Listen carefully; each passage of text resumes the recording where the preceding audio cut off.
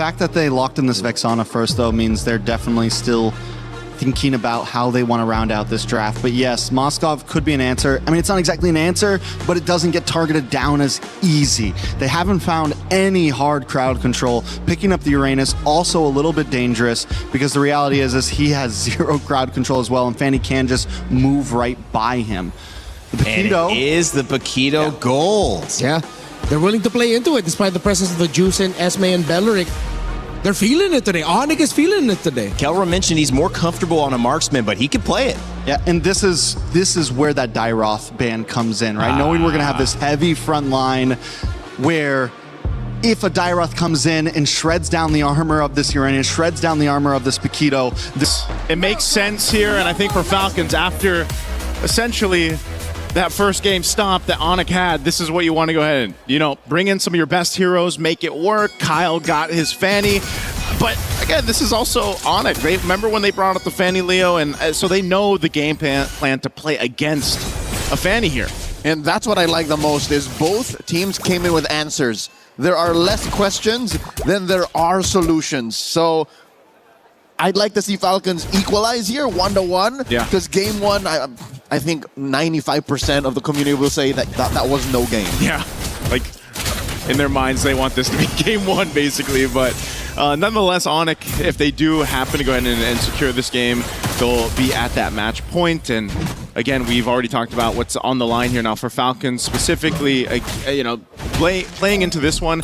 Putting something like the Claude on Marco is way better, I feel like, than having that Clint, just because, again, you can be a little more self-reliant. He's got a Purify to work with. This was the hero, again, that, this bulletproof Marco moniker started on, and just the fact that he's really hard to kill on it. So some of that alleviated by the fact that you complemented it well with a Jushin, who could help control some of these team fights, around this beacon and that lantern flare. Flap, usually pretty dominant on the Esmeralda. I mean, the XP lane is going to be, nothing's fancy is going to happen against the Uranus and Esmeralda. It's more of what happens into the first objective fight, which is just seconds away here.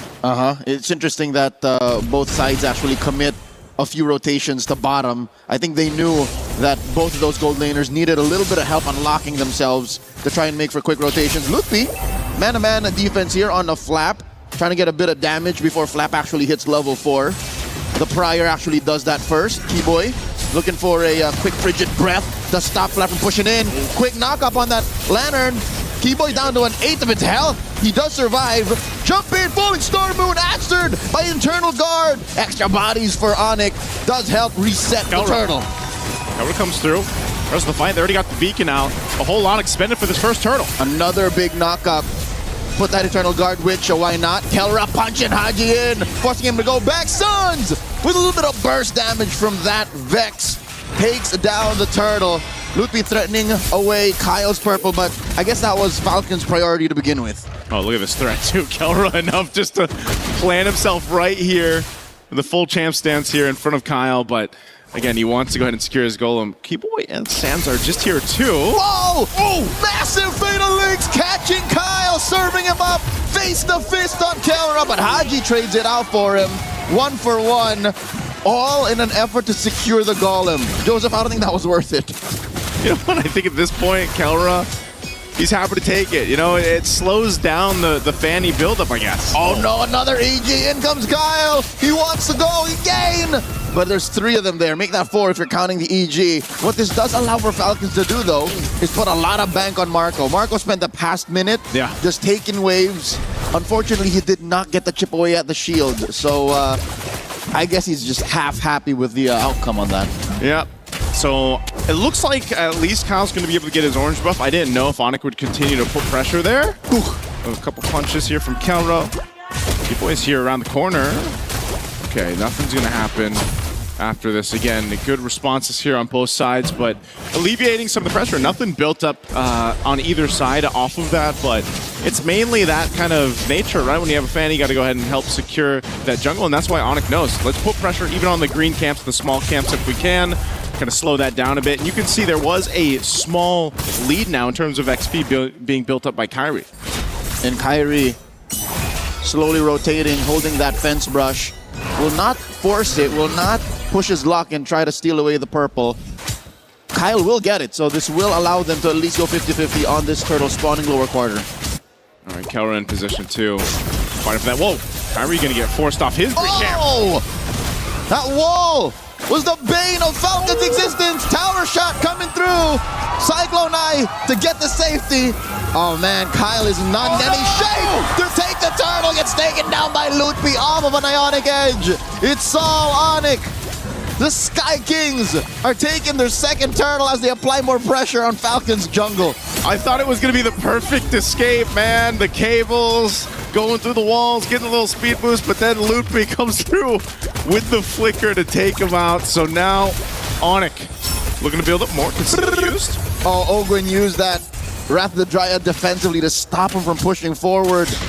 Are we back to square one? Is this the game 1 situation all over again? Onic playing on Onic time. Yeah, feels like it. I don't know if they're going to be able to get this turret too, it looks like. Oh, hold on, they want to attempt. Falling Star Moon, Flap, put down about 0. Just like that. Onic are 2,000 gold up, given that was 4 members of Onic underneath tier 1. Yeah. It's not as devastating as game 1's turtle take that, where we had that one team fight and Onyx pretty much took everything. 6-0. You know, 6-0, but Falcons still okay. This lead is building up. They got to look for something to slow this down, though. That's the big problem. I mean, look at this Keyboy's waiting position, too. Lutpi enough to zone out. Oh my God, Haji had a couple of major members of Onic behind him. And now Ogwin tries again. Comes in with a Wrath of the Dryad. Kyle does not have enough energy to start running roughshod in that small little avenue near the purple. This is tough because Onic are now up 3,000, push tier 1 in mid and bot, so the map is shrinking. The crazy thing about it is Onyx not really doing anything too fancy. It's just they're kind of putting pressure where they need to on the camps here of Kyle, but you know, because that's the thing. If you put enough pressure, you know that Falcons has to respond to allow Kyle to get this kind of farm, or even his purple buff, hell. And Onic can just continue to press down on the wound here. Uh-oh. Get a quick knockup, but answer with a fatal link. Super Marco couldn't make that blazing duet last more than 2 seconds.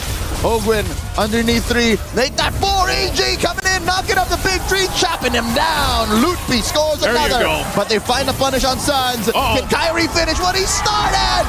And Kyle falls. They might find a shutdown on a Kyrie here. Kyrie gets away. Oh man, the mobility again with Hirara on the showcase here. Just when you think, you know, sliver of HP left, we're going to at least take something down. At least Kyrie, but he gets away. Let's look at the replay here. Brought to us by STC again. The Eternal Guard in this fight. Enough crowd control to keep Ogwin in place.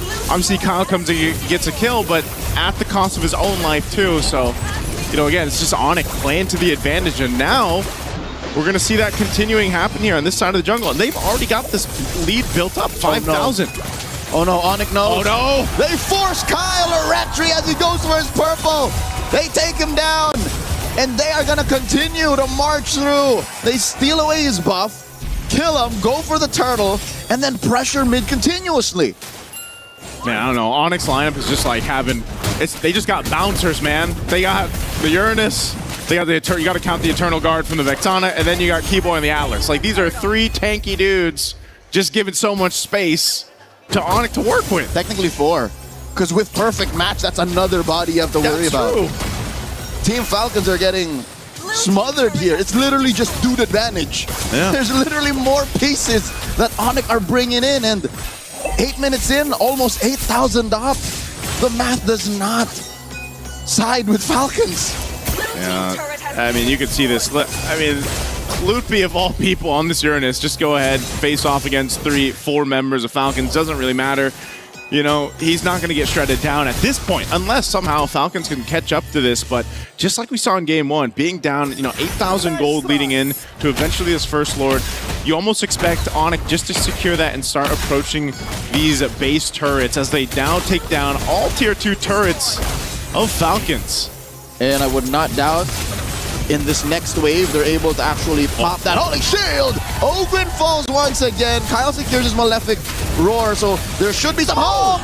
Flap gets knocked out by Kelra underneath that inhibitor. I don't know if there's any hope here, Leo. It looks grim.